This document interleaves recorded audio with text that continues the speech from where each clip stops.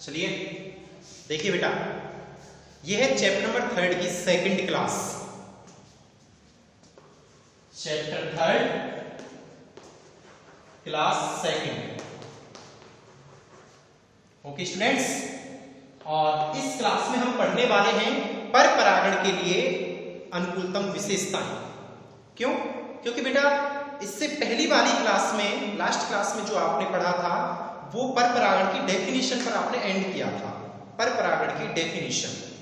और अब जो हम इस क्लास में पढ़ेंगे वो पढ़ेंगे पर परागण के लिए अनुकूलतम विशेषताएं। पर परागण के लिए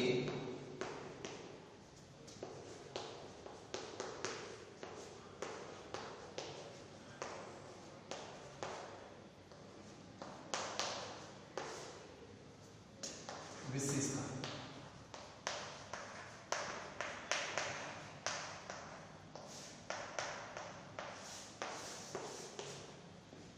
ठीक है स्टूडेंट्स, तो देखिए पर परागण के लिए अनुकूलतम विशेषता क्या क्या हो सकती है। यदि कोई स्टूडेंट, पहला तो मेरा आपसे यही क्वेश्चन है कि आप में से कितने लोग ऐसे हैं जो ये बता सकते हैं पर परागण के लिए अनुकूलतम विशेषता क्या क्या हो सकती है।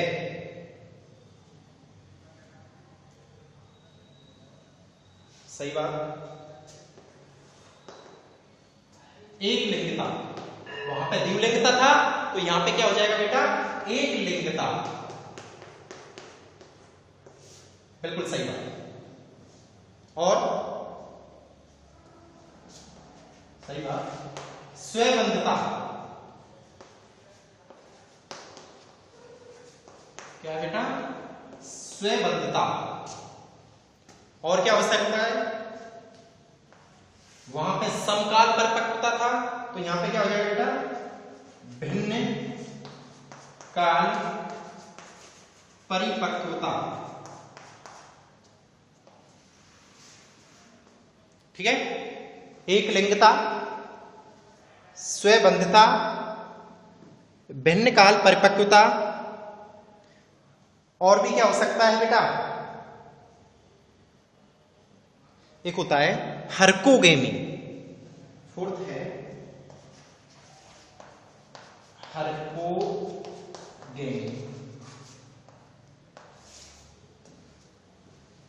याद रखना है स्टूडेंट्स, ये आपको अच्छे से क्लियर करने हैं और एक एक को स्पेशलाइजेशन के दौरान पढ़ना है, सबको अलग अलग आपको पढ़ना है। नोट कर सकते हो आप, पर परागण के लिए अनुकूलतम विशेषताओं को नोट कर लो बेटा। भिन्नकाल परिपक्वता में एक काम करना, भिन्नकाल परिपक्वता में दो चीज होती है, पुंपूर्वता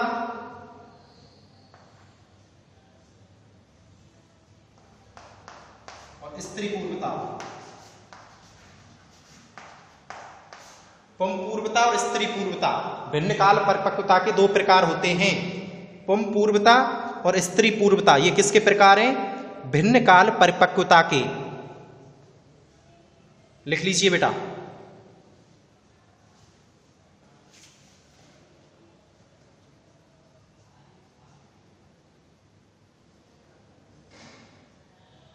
लिखने के बाद हेडिंग कर देना एक लिंगता।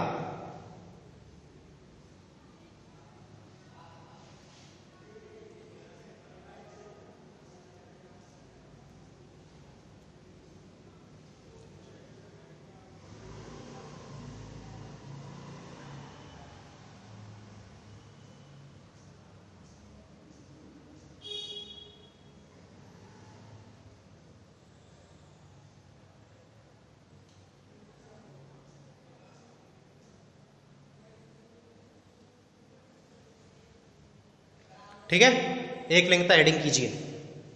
एक लिंगता में क्या रखोगे आप लोग, ऐसे पुष्प जिनमें या तो नर जननांग हो या मादा जननांग हो, अर्थात एक ही प्रकार का जननांग उपस्थित हो। एक लिंगता।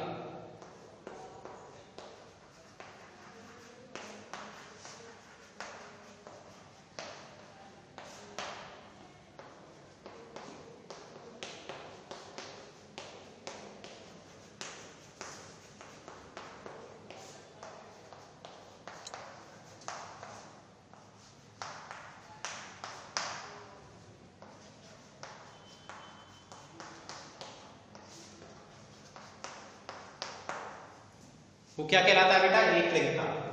एग्जाम्पल के तौर पर क्या हो सकता है? पपाया।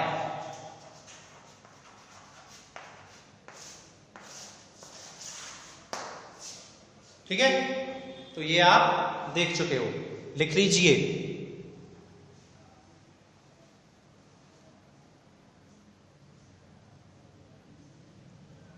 एग्जाम्पल और भी लिख सकते हो, ताड़।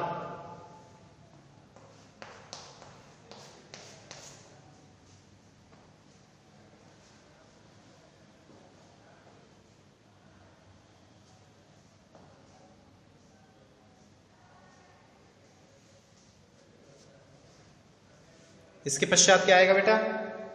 स्वयंबद्धता, हेडिंग कर देना।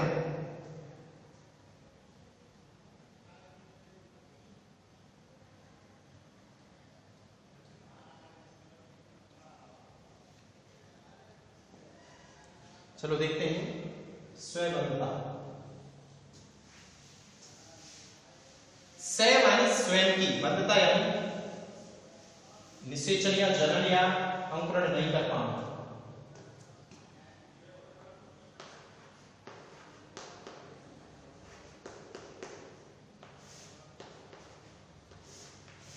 देखिए स्वयंबद्धता इसमें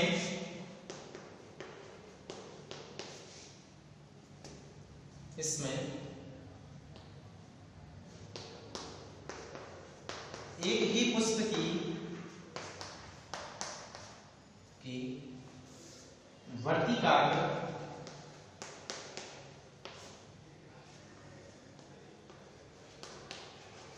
उसी पुष्प के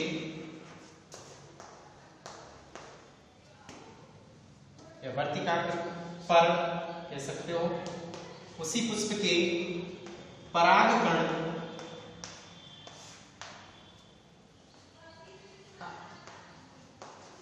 अंकुरित नहीं हो पाते हैं।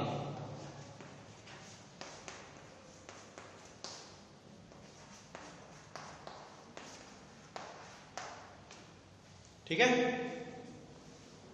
इसमें एक ही पुष्प की वर्तिकाग्र पर उसी पुष्प के परागकण अंकुरित नहीं हो पाते हैं, यानी अनुकूल परिस्थितियां होते हुए भी परागकण उसकी वर्तिकाग्र पर अंकुरित नहीं हो पाते हैं। ठीक है बेटा, अंकुरित नहीं हो पाते हैं अनुकूल परिस्थितियां होते हुए भी। अनुकूल परिस्थितियां होने के बावजूद भी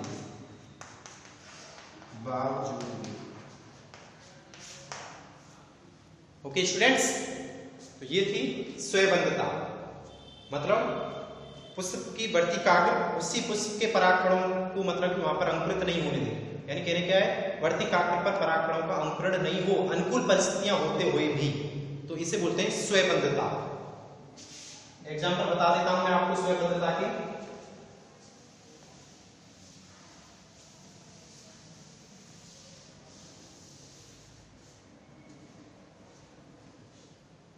एग्जाम्पल है तंबाकू,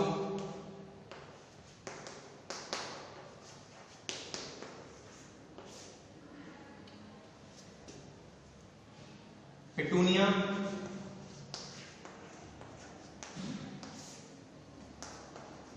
चाय। एग्जाम्पल ऐड कर लो बेटा, स्वयंबद्धता के एग्जाम्पल हैं।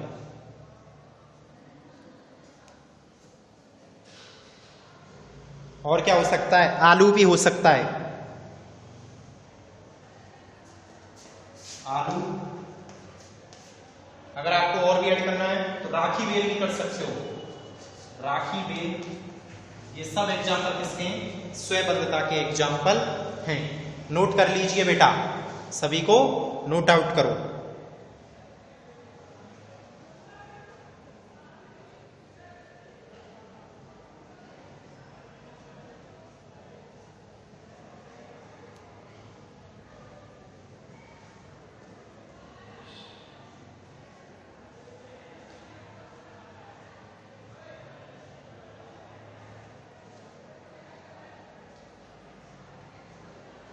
ठीक है, तो अब हेडिंग कीजिए भिन्न काल परिपक्वता।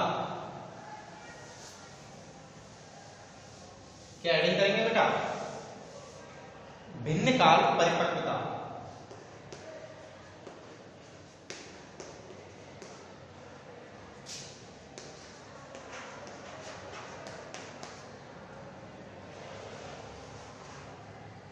देखिए भिन्न यानी अलग अलग, अलग अलग। काल यानी समय पर। परिपक्वता यानी परिपक्व होना। अलग अलग समय पर परिपक्व होना। तो दो कंडीशन बन जाएंगी। कौन कौन सी? पुंकेसर पहले परिपक्व हो गया, और एक में क्या होगा? स्त्री केसर पहले डेवलप हो जाएगा। तो पुंकेसर हो गया तो पुंपूर्वता, और स्त्री केसर हो गया तो स्त्री पूर्वता।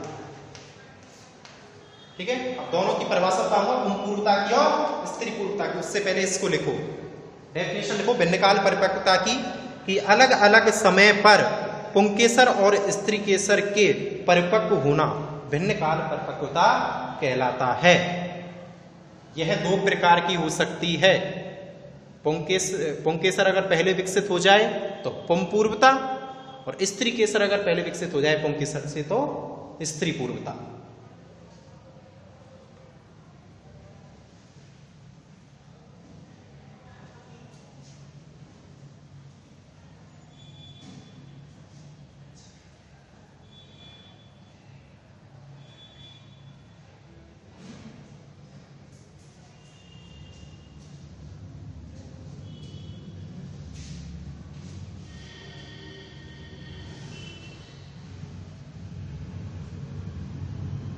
चलिए देखिए बेटा, हेडिंग कीजिए पुंपूर्वता।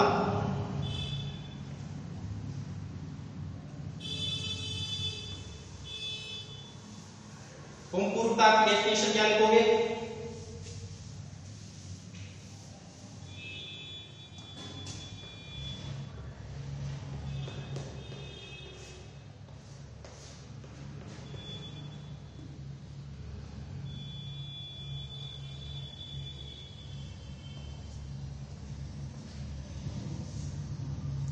पुंपूर्वता की डेफिनेशन आप क्या लिखोगे बेटा?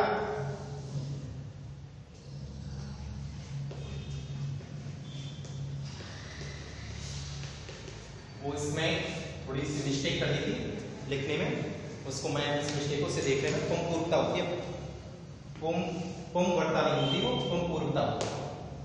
ठीक है, तो पुंपूर्वता ये है, इसमें थोड़ा सा वो मिस्टेक हो गई थी, गलती हो गई थी, सॉरी उसके लिए। पुंपूर्वता, तो पुंपूर्वता क्या है? जब पुंकेसर स्त्री केसर से पहले परिपक्व हो जाए तो इसे क्या बोलते हैं बेटा? पुंपूर्वता कहते हैं। ओके, तो पुंपूर्वता का एग्जाम्पल क्या होगा? कपास, गुड़हल, सूरजमुखी।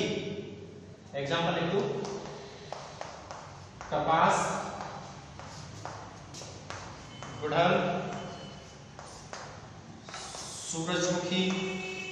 क्या लिखेंगे बेटा? सूरजमुखी। और क्या लिख सकते हो आप? अरंडी। ये आप एग्जाम्पल ऐड कर सकते हो। लिख लीजिए बेटा, पुंपूर्वता के एग्जाम्पल लिख लो।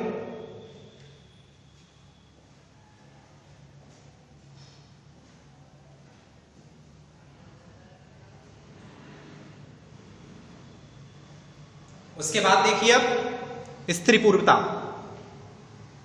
स्त्री पूर्वता में क्या है?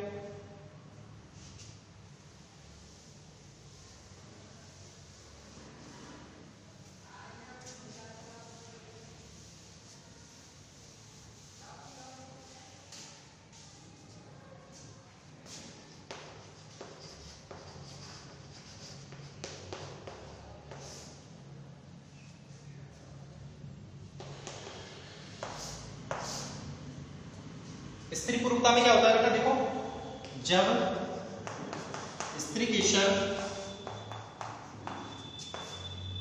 स्त्री केसर पुंकेसर से पहले विकसित हो जाएगा, पहले परिपक्व हो जाएगा, उसे क्या बोलते हैं, स्त्री पूर्णता कहते हैं। इसके एग्जाम्पल लिख लो, चंपा, ब्रेसिकेसिकुल, बरगद।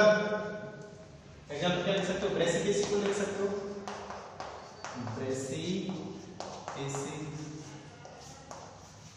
के पादप, ब्रेसिकेसिकुल के पादप, चंपा लिख लो, और क्या लिख सकते हो, बरगद लिख लो, etc। तो ये इसके एग्जाम्पल है बेटा, इनको आप लिख सकते हो आसानी से। ओके स्टूडेंट्स,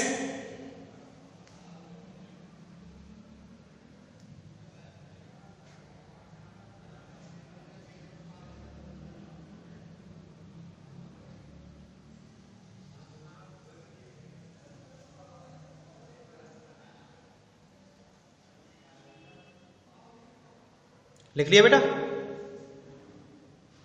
चलिए उसके बाद आप देखते हैं हरकोगेमी। हरकोगेमी एडिंग कर लो,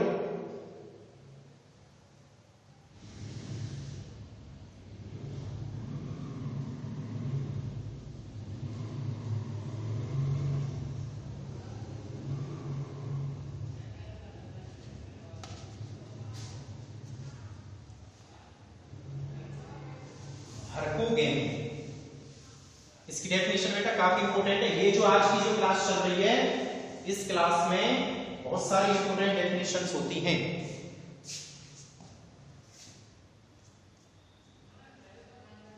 देखिए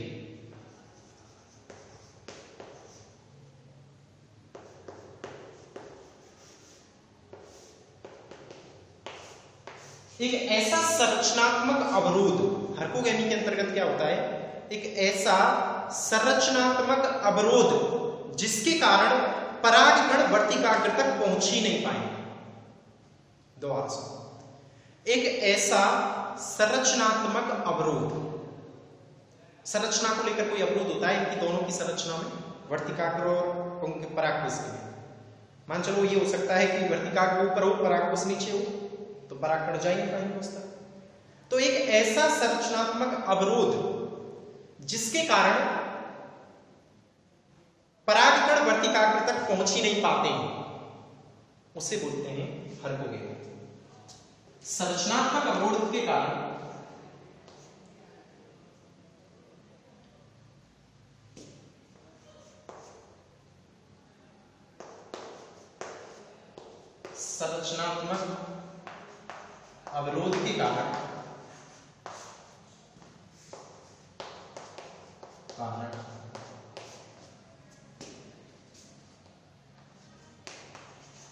उसी पुष्प के वर्तिकाग्र, उसी पुष्प के परागकण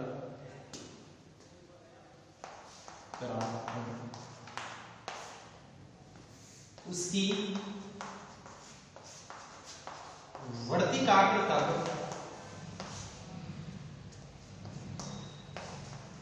नहीं पहुंच पाए। अगर पहुंच जाते तो स्वपरागण हो जाता, नहीं पहुंचे तभी तो हरकोगेमी तक नहीं पहुंच पाए। तो इस कंडीशन को क्या बोलते हैं, हरकोगेमी बोलते हैं। क्या बोलते हैं, हरकोगेमी।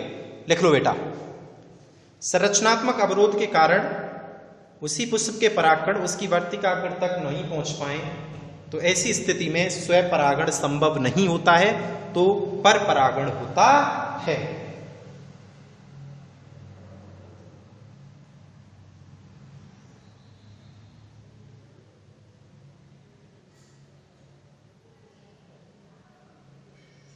उसका उदाहरण बता देंगे बेटा, बिल्कुल। कैरियोफिलेसिकुल के एग्जाम्पल, कैरियोफिलेसी।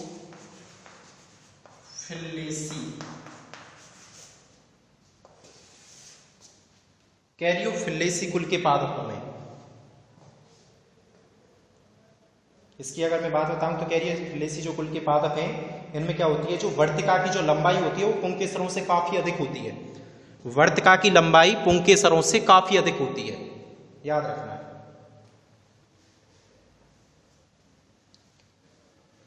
ये हरकोगैमी है बेटा, डेफिनेशन इंपोर्टेंट लगा लेना, काफी महत्वपूर्ण डेफिनेशन है।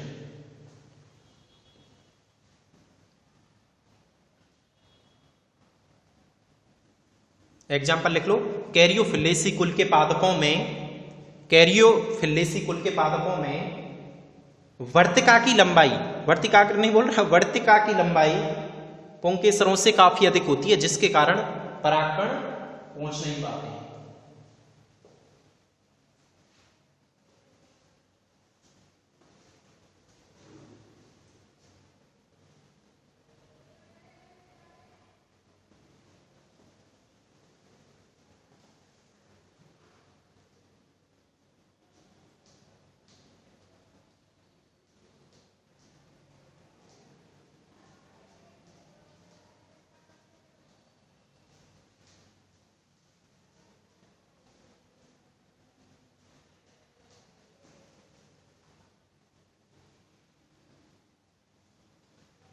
चलिए, मैं यहीं पर आपको एक चीज और सिखाना चाहता हूं, पर परागण के अनुकूलन में ही, वो क्या है, विषमवर्तिकात्व।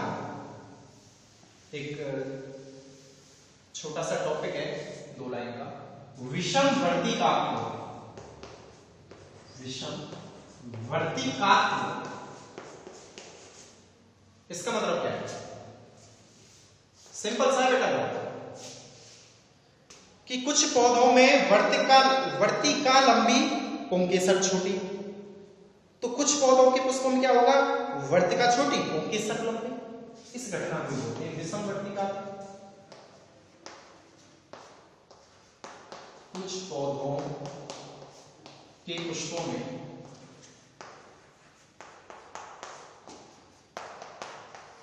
वर्तिका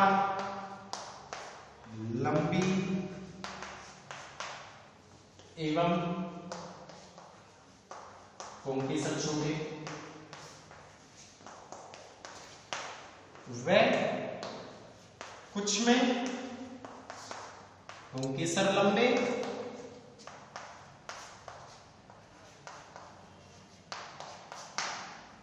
वर्तिका छोटी।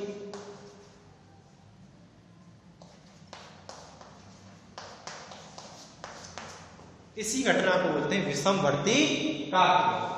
विषमवर्तिकात्व।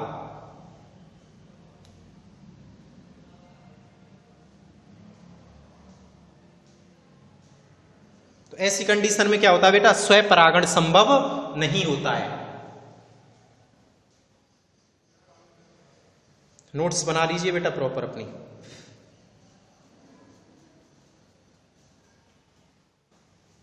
तो यहां पर आकर के पर परागण के अनुकूलतम की विशेषताएं, अनुकूलतम विशेषताएं क्या हो गई, समाप्त हो गई हैं। अब आएगा पर परागण के प्रकार। मैं बता रहा था ना लास्ट क्लास में, याद हो तो, माध्यमवश प्रक्रिया होती है, जैसे वायु के द्वारा हो तो वायु परागण, जल के द्वारा हो तो जल परागण, कीटों के द्वारा हो तो कीट परागण, पक्षियों के द्वारा हो तो पक्षी परागण। तो ऐसे ही क्या है बेटा, ये माध्यमवश प्रक्रिया है, तो इसमें क्या होगा, पर परागण की विधियां आएंगी नेक्स्ट क्लास में।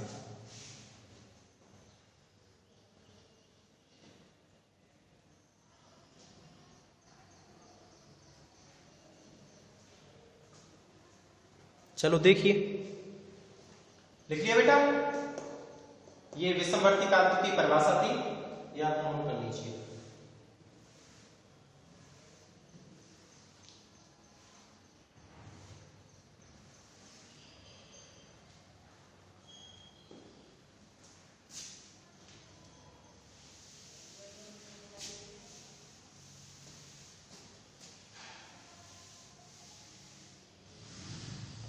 यहाँ पे डेफिनेशन वो पर परागण की विधि।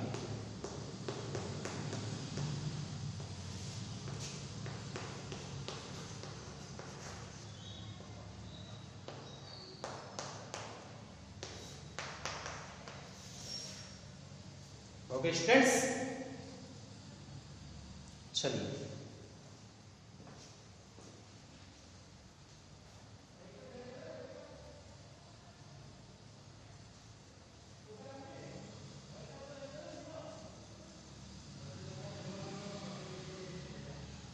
देखिए, जो माध्यम होता है वो दो प्रकार का हो सकता है, एक तो जैविक और एक अजैविक। जैविक में कौन होंगे? कीट, पक्षी, जंतु, समझ रहे हो ना माध्यम।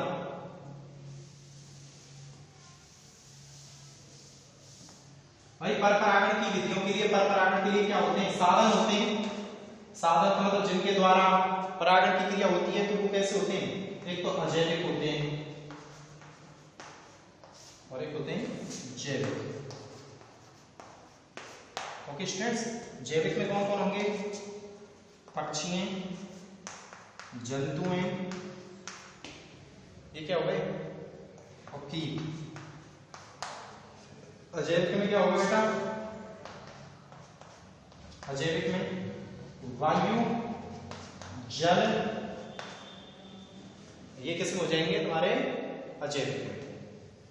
ओके, लिख लीजिए, चार्ट बना लो छोटा सा। अब इन सभी के द्वारा, वायु के द्वारा भी पढ़ना है, जल के द्वारा भी परागण पढ़ना है, पक्षी के द्वारा भी पढ़ना है, जंतुओं के द्वारा भी पढ़ना है, कीटों के द्वारा भी पढ़ना है। ये सभी के द्वारा अलग अलग प्रकार का परागण हम पढ़ेंगे।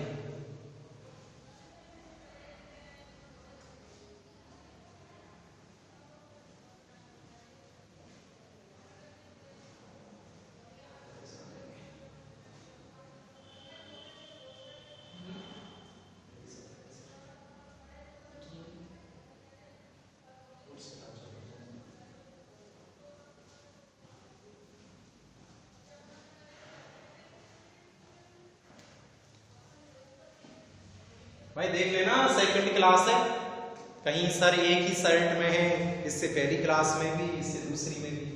वो नहीं है, वो तो रिकॉर्ड के बेसिस पे एक दिन में 2 वीडियो भी रिकॉर्ड कर देते हैं आप लोगों के लिए, तो एक दिन में 1 वीडियो भी रिकॉर्ड कर पाते हैं। ओके स्टूडेंट्स, तो बात ऐसी नहीं है, तो याद रखना है सेकंड क्लास है, चैप्टर नंबर 3 की। चलिए जल्दी करिए बेटा। सही बात, हाँ बेटा बिल्कुल पूछ सकते हो, यदि कोई क्वेश्चन हो तो पूछ सकते हो, बिल्कुल आसानी से अपना कोई भी क्वेश्चन पूछ सकते हो आप। चलिए, तो अब देखो यहां पे क्या देखेंगे? वायु को सबसे पहले हम स्टार्ट करेंगे, वायु परागण। अब आधे से बच्चे तो ये सोच रहे हैं कि सर सिंपल सा तो है, वायु के द्वारा होने वाला परागण, वायु परागण तो बिल्कुल सही बात है भाई, मैंने कब मना किया है, लेकिन कुछ विशेषताएं पढ़नी पड़ती। वायु के द्वारा परागण होगा तो परागण कैसे होते हैं, समझ रहे हो? पुष्प कैसे होते हैं, तो वो सब चीजें हमको यहाँ पर देखने को मिलेंगी।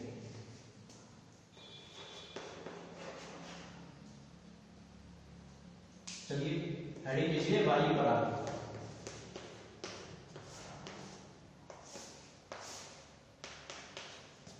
करिए हेडिंग, वायु परागण। लिखिए बेटा डेफिनेशन, जब परागण की प्रक्रिया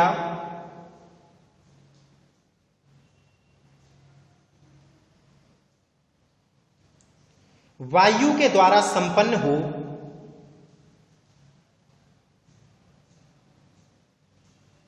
जब परागण की क्रिया वायु के द्वारा संपन्न हो तो इसे वायु परागण कहते हैं, तो इसे वायु परागण कहते हैं। इंग्लिश में एनिमोफिली, याद रखना, ये बहुत बार पूछा गया है। इंग्लिश टर्मिनोलॉजी आपको याद रखनी पड़ेगी, काफी बार क्वेश्चन आता है। वायु परागण का दूसरा नाम क्या है? एनिमोफिली। तो जब वायु के द्वारा परागण की क्रिया संपन्न हो, यानी परागण किसके द्वारा स्थानांतरित हो? वायु के द्वारा स्थानांतरित हो, तो इस प्रकार की घटना को बोलते हैं वायु परागण या फिर एनिमोफिली। अब देखिए बेटा, आज की क्लास में आपने क्या पढ़ा? आज की क्लास में आपने पर परागण के लिए अनुकूलतम विशेषताएं पढ़ी। सबसे पहले देखा आपने एक लिंगता, फिर उसके बाद देखा स्वयंबद्धता, कि सर उसी पुष्प के परागकण उसी पुष्प की वर्तिकाग्र को स्थान, वो वर्तिकाग्र को निषेचित नहीं कर पाए, तो वो क्या होता है? स्वयंबद्धता होती है। जैसे तंबाकू में मिलती है, पिटूनिया में मिलती है, और किस में मिलती थी? चाय में, आलू, समझ रहे हैं, राखी बेल, ETC में मिलती है। उसके बाद आपने देखा भिन्न काल परिपक्वता, अलग अलग समय पर नर जननांग और मादा जननांग का विकसित होना। ये क्या होता है? भिन्न काल परिपक्वता होता है। भिन्न काल परिपक्वता में दो स्थिति आ रही थी भाई, एक तो पुंपूर्वता आ रही थी और एक स्त्री पूर्वता आ रही थी। यानी अगर पुंकेसर स्त्रीकेसर से पहले विकसित हो जाए तो पुंपूर्वता, और स्त्रीकेसर पुंकेसर से पहले विकसित हो जाए तो स्त्री पूर्वता। फिर उसके बाद देखा आपने हर्पोगेमी, देखा कि संरचनात्मक अवरोध के कारण परागकण वर्तिकाग्र तक नहीं पहुंच पाते हैं। कैरियोफिलेसी कुल में देखा था। उसके बाद आपने क्या देखा बेटा? विषमवर्तिकात्व देखा। क्या देखा? विषमवर्तिकात्व। विषमवर्तिकात्व में क्या था कि भाई या तो वर्तिका लंबी हो, पुंकेसर छोटे हो, या फिर पुंकेसर लंबे हो, वर्तिका छोटी हो। तो ये था विषमवर्तिकात्व। देन उसके पश्चात आपने परपरागण की विधियां देखी। परपरागण की विधियों में दो प्रकार के साधन होते हैं, एक तो जैविक और एक अजैविक। अजैविक में कौन से? वायु और जल। और जैविक में कौन से? कीट, पक्षी, जंतु। तो इन पांचों के द्वारा हमें टोटल परागण पढ़ना है। तो इस सब के बारे में अब हम इसको आगे की क्लास में कंटिन्यू करेंगे, यानी वायु परागण को कहां पे कंटिन्यू करेंगे? अब आगे की क्लास में। ठीक है बेटा। लेकिन वायु परागण में मैं आपको क्या लिखा चुका हूं कि वायु परागण को एनिमोफिली कहते हैं। क्या बोलते हैं? एनिमोफिली। ठीक है। और परिभाषा मैंने आपको बेटा लिखा ही चुका हूं कि जब परागण की प्रक्रिया वायु के द्वारा संपन्न हो, अर्थात परागकणों का स्थानांतरण किसके द्वारा हो? वायु के द्वारा हो, तो इसे बेटा क्या बोलते हैं? क्या बोलते हैं? वायु परागण कहते हैं। ठीक है। तो अब इससे आगे की कहानी को हम नेक्स्ट क्लास में कंटिन्यू करेंगे। ओके स्टूडेंट्स, तो ये आपकी चैप्टर नंबर 3 की 2 क्लास हो चुकी हैं, और नेक्स्ट जो क्लास होगी वो होगी आपकी कल। ठीक है बेटा। तो इससे आगे अब आपको कल मिलते हैं। पढ़िए, अपनी नोट्स बनाइए प्रॉपर, और टॉपिकों को कंप्लीट करिए। और यदि कोई टॉपिक बीच में समझ में नहीं आता है तो आप पर्सनल मैसेज करके उसको पूछिए, लेकिन नोट्स प्रॉपर होनी चाहिए। और आपका अब जो चैप्टर नंबर जो 3 का मैं टेस्ट लूंगा, चैप्टर नंबर 3 के टेस्ट में याद रखना बेटा, सभी की कॉपी मुझे व्हाट्सअप होनी चाहिए। सब अपनी कॉपी व्हाट्सअप करेंगे, मुझे याद रखना है। ऐसा नहीं है कि 2 ने टेस्ट करके दिखा दिया, 3 ने टेस्ट करके नहीं दिखाया। तो सभी को अपना टेस्ट कंपलसरी मुझे चेक कराना ही है। थैंक यू बेटा।